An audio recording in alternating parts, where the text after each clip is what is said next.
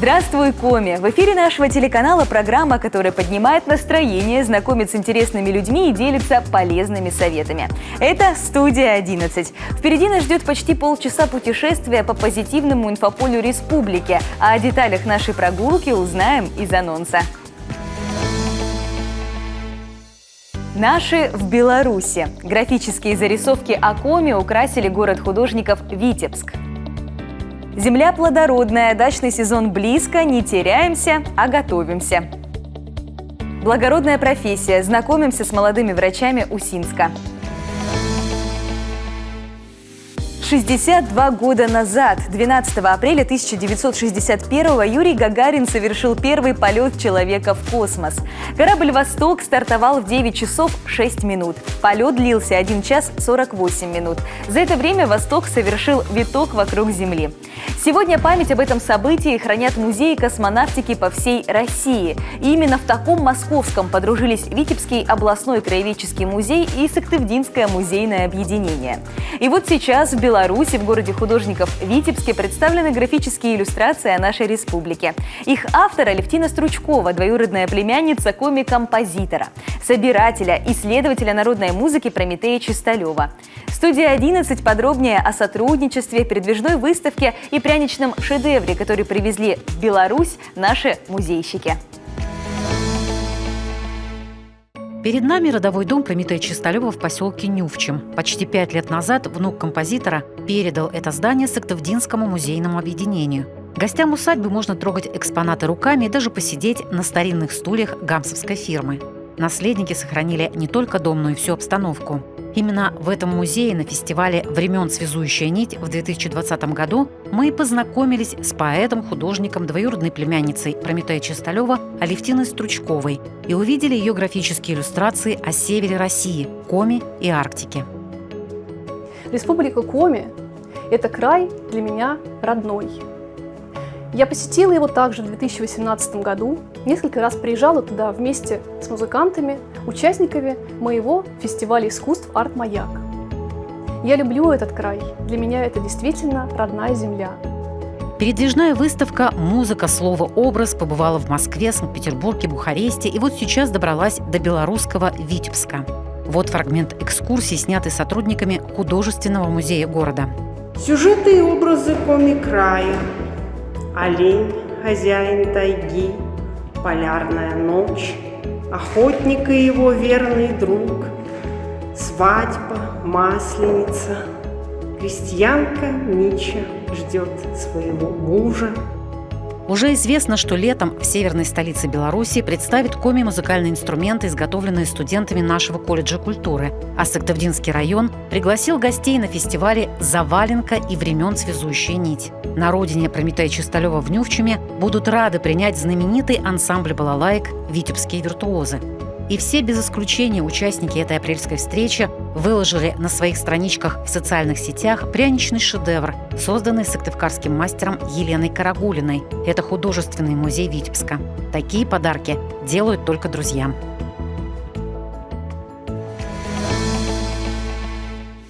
Готовиться к лету опытные садоводы начинают, когда за окном еще лежат сугробы. Ведь чтобы вырастить большой урожай и реализовать все свои огородные задумки, нужно составить план работ на даче уже ранней весной. Если в марте вы не озадачились этим вопросом, без паники, время для подготовки еще есть. О том, с чего начать и как правильно подготовиться к дачному сезону, нам рассказал специалист. Ольга, рада вас видеть у нас в студии. Сезон рассады в самом разгаре. Все мы знаем, что готовить сани нужно летом, да, а рассаду уже в апреле. Что можно уже сажать? Конечно, апрель самый такой основной для рассады, потому что спешить не нужно. Надо учитывать возраст рассады при посадке в грунт. Это составляет в основном 55-60 дней. Для таких культур, как томаты, перцы, помидоры. Чтобы не вытянулись, сейчас, да? Да, чтобы не вытянулись, чтобы легче приживались в открытом грунте, в закрытом грунте. Поэтому сейчас самое время для посадки томата, перца, баклажана, а также такое большое разнообразие цветочных культур. Туда может входить львиный, зев, туда могут, в общем-то, все цветы в основном сажаются в апреле. Торопиться не нужно. Капусту мы сеем в основном это третья декада апреля, даже больше конец апреля, потому что срок высадки в грунт составляет 25 дней. Это нужно будет учитывать. Торопиться не нужно, потому что возвратные заморозки никто не отменял. И зачастую, когда мы высаживаем в открытый грунт, мы сталкиваемся с тем, что растения плохо растут по причине того, что почва не прогрета. Почва должна прогреться от 18 до 20 градусов. Тогда будет легче приживаться рассада, меньше будет болеть, меньше будет проблем. А рассаду, кто посадил пораньше, сейчас 2-3 листа уже есть на этой рассаде, необходимо ее подкармливать правильно. Ну, во-первых, основные такие проблемы с рассадой заключаются это в неправильном поливе. Часто переливает, либо не доливает рассаду, идет засоление грунта по причине того, что очень много используется удобрений. Это вот ошибки, которые допускают, да? Да, дачники? это ошибки, которые допускают дачники. На них надо очень серьезно обратить внимание. Лучше не докормить, чем перекормить. Основной принцип здесь не навреди, потому что сейчас очень богатый ассортимент различных удобрений. Нужно подбирать такие удобрения, чтобы они легко усваивались, то есть они должны быть в жидкой форме. И периодичность полива рассады – это 7-10 дней. Кстати, вот об удобрениях. Есть, знаете, специальные удобрения для томатов, для огурцов, для перца. Как вот лучше выбрать? Покупать удобрение, свойственное культуре, или есть какое-то общее, которое подойдет вообще всем? Большой ассортимент, богатый, на любой кошелек можно найти свое удобрение. Есть универсальные удобрения для рассады, поэтому тут уже надо смотреть на состав, что именно входит в то или иное удобрение. И желательно, чтобы это все было в хелатной форме, доступной, и растения быстрее усваивают. И тут надо смотреть, чтобы не перекормить, иначе оно будет хрупкое. Переизбыток удобрений влечет за собой то, что будут листья опадать, будут меняться тоже цвет, и потом плохо приживаться. То есть действовать четко по инструкции, которая на бутыльке или на пакетике написана. Да, и хочется отметить, что многие, когда вот покупают тоже рассаду, обращайте внимание, не ставьте рядышком с цветочными культурами, с горшечными, потому что вы не знаете, какие вредители могут быть на них. Они могут перейти на рассаду, либо вы рассаду купили уже с вредителями, нужно тщательно ее посмотреть, чтобы не было ни клещей, ни трипсов, это тоже потом приведет к последствиям. А также от болезней нужно применять, вот сейчас есть много тоже препаратов на биологической основе, которые малоопасные, ими можно проливать почву и растения. И смотрите так, чтобы не было ожогов по причине того, что очень много рассадного стоит на подоконниках. Солнышко сейчас очень активное, поэтому многие жалуются, что начинают листья белеть, а они потом не восстанавливаются. То есть, по сути, этот лист потом умрет, да? То есть он опадет. Бояться этого не нужно, просто нужно переставить, либо затенять растения, чтобы потом не было таких последствий. И опять же, повторюсь, основной принцип – не навреди. Меньше используйте химических препаратов, и определенно должна быть периодичность. Это 7-10 дней. Вот на это нужно обратить особое внимание. Ну и вкратце, буквально несколько слов, что стоит уже купить сегодня, в апреле, к дачному сезону. Но сейчас самое время свой инвентарь достать, посмотреть, что не хватает, да, обновить там секаторы для обрезки, потому что самая такая основная работа будет вот в ближайшее время, когда уже потеплеет, необходимо сделать правильную обрезку деревьев. Всего сада, и кустарников в том числе. Поэтому опрыскиватели, секаторы, подготовить аптечку для садоводов, куда должны входить самые основные препараты, которыми можно будет быстро воспользоваться, потому что у нас нет такого хорошего периода для того, чтобы раскачаться. У нас есть либо весна, такая затяжная, и потом резко переходит в лето. Поэтому это нужно учитывать и быть во всеоружии. Спасибо вам большое за информацию. Надеемся, что в этом году наши земляки будут баловать себя, своих родных и близких по-настоящему здоровым, вкусным и сочным урожаем. Благодарю. Спасибо. Всегда интересно, что движет молодыми людьми, когда они выбирают профессию. Кто-то делает это по совету родителей, другие смотрят на востребованность на рынке труда. Третьим важно совмещать в одном работу и увлечение. А есть те, кто своей миссией видит помощь другим, и здесь особенно хочется выделить профессию врача. Моя коллега Евгения Розова познакомилась с молодыми медиками Усинска и убедилась, за такими увлеченными людьми будущее.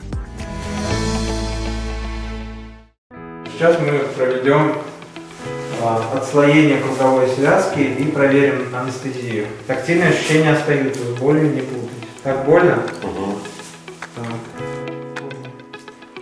Все. Хорошо, спасибо. Будьте здоровы. До свидания. Стоматолог Егор Дружкин приехал в Усинск из Саратова. Сюда его позвали друзья. Рассказали, что есть такой хороший город, как Усинск. Работа медика сложна как физически, так и эмоционально. Но если изначально настроить себя правильно, то и справляться со стрессами будет проще, считает молодой специалист. Я пришел в медицину, чтобы помогать людям. Это мое призвание. И поэтому я исполняю, и на работе я не устаю, а наоборот, люди меня заряжают. Егор Дружкин работает не только в стенах Усинской больницы. Регулярно он с коллегами отправляется в дальние населенные пункты района. Добраться до них крайне сложно. Поэтому стоматологический кабинет, флюорография и маммограф установлены на базе КАМАЗа. Мутный материк, Захарвань, Денисовка. Добраться туда только по зимнику можно. Если едешь далеко, переживаешь, чтобы никуда не попасть по зимнику, не въехать, потому что нас там ждут. Водитель спецмашин Андрей Кочерга приехал в Усинск из Луганска. Вообще, по сотрудникам местной больницы можно изучать географию страны. Старшее поколение помнит, как рождался Усинск. Поднимать новый город приехали строители из разных уголков СССР. И сейчас он тоже привлекает специалистов со всей России. В 2009 году я приехала сюда за мужем. И решила, что это мой город. Так получилось, что сюда приехал мой муж работать, но он не смог без семьи долгое время. Позвал нас, мы приехали с детками, сразу для меня нашлась работа, мы приехали из Дагестана. Я сюда приехал ровно 20 лет назад. Приехал на 2-3 года заработать, как говорится, и остался здесь на всю жизнь. Усинск – это маленький, уютненький город. Он начал становиться родным с каждым днем. Ты в Усинск уже сейчас приезжаешь за глотком свежего воздуха, за чистотой в Усинск ты приезжаешь. Усинск очень хороший город, очень чистый город, у меня есть с чем сравнить. Есть здесь парки, тропы здоровья, развлекательные центры. Город очень хорош тем, что из-за небольшого своего объема тут можно успевать делать много дел за очень короткое время. Для счастливой жизни не обязательно жить в мегаполисе, считает герой нашего сюжета. Главное – заниматься любимым делом, находить время для хобби и непременно уделять время семье. Наше путешествие не заканчивается. Мы вернемся после небольшого перерыва, чтобы продолжить изучать информационное пространство. Не переключайтесь.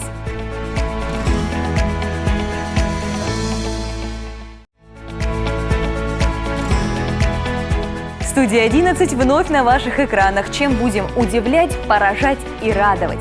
Расскажу в анонсе второй 10-минутки. Нить времен. Почему и в наше время ценятся старинные ремесла?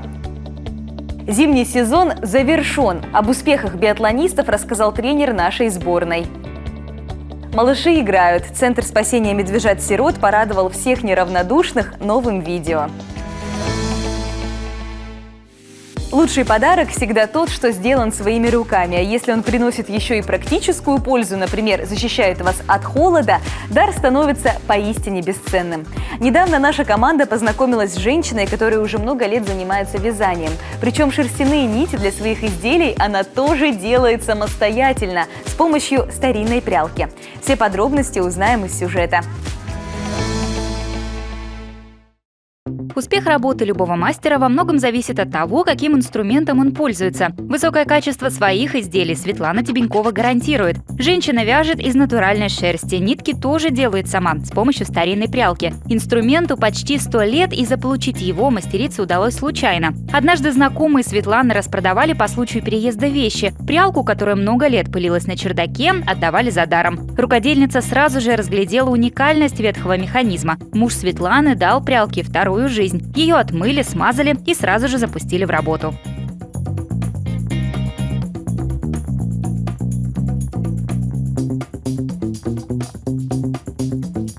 Изначально у меня была прялка такая народная, из цельного куска, корня.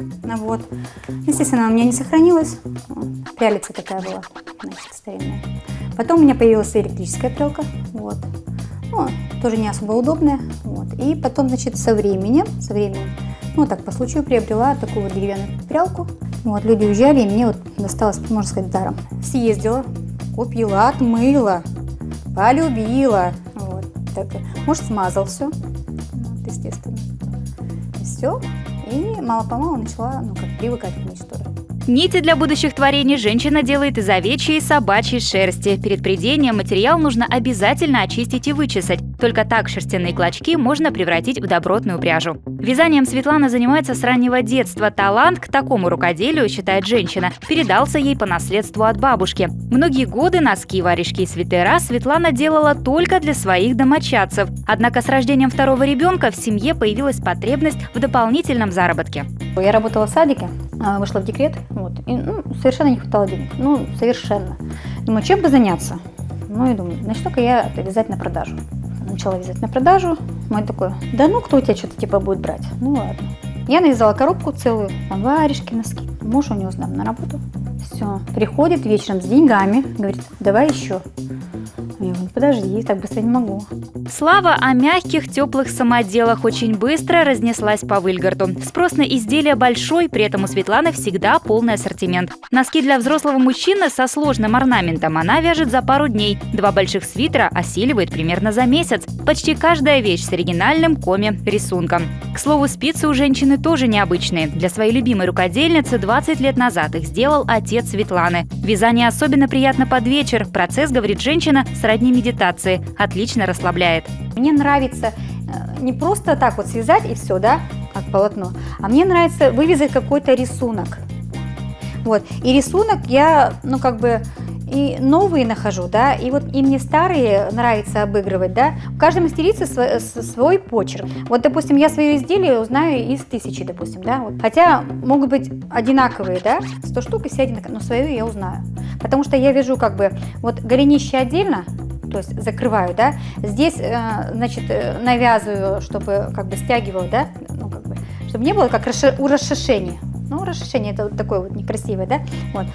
Стягиваю, полотно, а здесь уже навязываю, низ уже навязываю отдельно, да? То есть голенище отдельно, низ отдельно. Вязаные вещи, как известно, одни из самых износостойких. Главное, правильно за ними ухаживать. Стирать изделия можно только вручную хозяйственным мылом. После чистки носки и варежки нужно отжать, аккуратно заворачивая их в ткань. Затем подвесить на веревку. И ни в коем случае, отмечает Светлана, не сушить вязаные вещи на батарее, как это любят делать многие люди. Как только сезон теплой одежды завершен, шерстяные изделия необходимо завернуть в газету и убрать в шкаф. Так вязаная одежда прослужит вам долгие десятилетия. Биатлонисты республики завершили зимний сезон. Ребята участвовали в разных соревнованиях. Неплохие результаты показали на всероссийских арктических играх. Медали привозят, потенциал есть. Так оценивает возможности подопечных главный тренер нашей сборной. Именно с ней и побеседовал мой коллега Северин Арпа. Не так давно прошли арктические игры. Знаем, что ребята приехали с медалями. Расскажите, как выступили? Доволен ли тренерский штаб? Прошли вторые всероссийские арктические игры в городе Лабытнангах. Нами было сформировано 2 команды. Это младший возраст 11-12 лет и старший 13-14 лет. По 2 человека девочек, по 2 человека мальчиков. В младшем возрасте выступили довольно неплохо. У нас 2 призовых места первых. Соколов Виктор, дисциплина гонка и спринт. Также Жижев Дмитрий занял 3-е место в дисциплине гонка. Эстафету почетное 2-е место, я считаю, что это заслуженно для нас, потому что была сильная вологодская команда, у них более такой плотный состав, включая девочек и мальчиков. Уступили не так много, ребята поборолись и молодцы. А сколько всего, кстати, команд-то выступило? 6 команд было, 6 регионов, это Ямал, Красноярский край, Вологодская область, Архангельская, Республика Коми, Саха. Ребята, я так понимаю, хорошо выступили. В целом-то можно сказать, что выступила неплохо сборная. Общекомандное мы заняли по маленьким 2-е место, по старшим 4-е, и общий результат у нас 4-е место. Я считаю, что выступили мы достойно, неплохо, потому что для них это вообще, в принципе, первый такой глобальный масштабный старт. Они больше здесь, на каких-то республиканских соревнованиях, местных, школьных. И для них это было, в первую очередь, интересно, захватывающе. Они пообщались с другими спортсменами. получили опыт, опять же. Волновались ребята, кстати, перед выходом? Да? Очень волновались, это было вот прям написано на их лице, то есть у паника была у всех. Не так давно, кстати, прошел еще и республиканский, да, у нас чемпионат. Что можно сказать о нем? Какой уровень показали ребята здесь, в республике? Да, завершились соревнования, проходила у нас дисциплина спринт и масс-старт. Принимали участие мужчины, женщины, юниоры и старший возраст девушки, юноши. По мужчинам, так как у нас в республике в принципе мужчин нету, мы пригласили ветеранов спорта, 3 человека у нас показали достойный тоже результат, отработали на рубеже даже с нулем, бывали такие спортсмены, что и на 0 стреляли. Вот. По женщинам Анастасия Рудакова, так как Юлия Лапина не смогла принять участие в связи с травмой в Ханты-Мансийске на чемпионате России. То есть у нас в единственном лице Анастасия Рудакова абсолютный чемпион по 2 дням. Также в юношах достойные результаты. Те, кто сильный, тот и показал на то, что он способен. Каким, на ваш взгляд, получился этот сезон для нашего биатлона? Есть наверняка какие-то уже наметки тренерские на следующий сезон, да? И есть ли подрастающие таланты у нас в республиканском биатлоне? Да, в целом сезон сложился, не сказать, что плохо, но и нехорошо. В старшем звене у нас юниорки вывалились в этом году, потому что болезнь за болезнью, и мы решили досрочно закончить для них сезон. По женщинам Юля Лапина, она смотрелась неплохо в целом по сезону, то есть 10-15 в чемпионате страны, в кубках России постоянно, она здесь. И вот, к сожалению, в конце сезона не смогла завершить достойно по старшим юношам. Хочу сказать, что вот сейчас недавно также перед Всероссийскими арктическими играми они ездили на Всероссийские игры в Кирово-Чепецк, и у нас также призовое место занял Логинов Илья, 2-е место, и 4-м был Чупров Андрей. В принципе, вот этот возраст, там девчонки и ребята, они довольно-таки уже сильные, то есть они уже подбирают даже старший возраст, я имею в виду ногами и по результатам. То есть надежда у нас есть? Надежда есть, и как раз вот эти малыши, которые сейчас арктические игры, это и Жижев Дмитрий, и Соколов Виктор, Кистол Элла, Панычева, они как раз-таки вот наше следующее подрастающее звено. Я надеюсь, что если все сложится, в биатлон будем развивать дальше. Приглашаем также в спортивную детскую школу Олимпийского резерва ШОР деток, чтобы они попробовали себя в спорте биатлон. Если понравится, будем работать, только рады. Ну, желаем биатлону республики развиваться, ждем ребят на пьедестале, желательно на первых местах. Спасибо большое. Спасибо вам. На вопрос, с какими людьми общаться сложно, у каждого из нас есть свой ответ. Но, как кажется лично мне, мнение примерно похоже. Какие вредные привычки межличностного общения мешают выстраивать экологичную беседу, расскажу прямо сейчас. Ни один разговор не получится действительно интересным и конструктивным, если кто-то из его участников отвечает только «да», «нет», «не знаю».